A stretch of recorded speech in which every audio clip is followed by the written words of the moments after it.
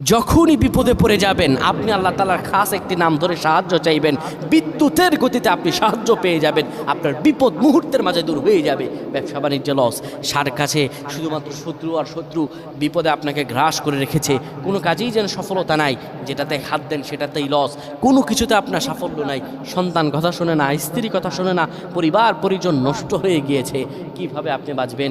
প্রবাসে আটকা পড়ে গেছেন, আসতেও পারেন না, কোনো কাজও পাচ্ছেন না, আপনি আমলটা করেন।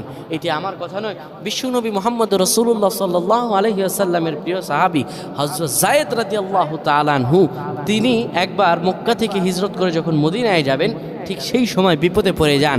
ওনাকে একটি লোক বিপদে আটকে ফেলে এবং ওনাকে হত্যা করার চেষ্টা করে। তখন তিনি আল্লাহ তাআলার এই খাস নামটি ধরে সাহায্য চেয়েছিলেন, আল্লাহ তাআলা তাকে বিপদ থেকে মুক্ত করেছেন। সুবহানাল্লাহ। সেই দোয়াটা কি? তিনি যখন বিপদে পড়ে যান তিনি বলেন, আগিসনি ইয়া রহমান।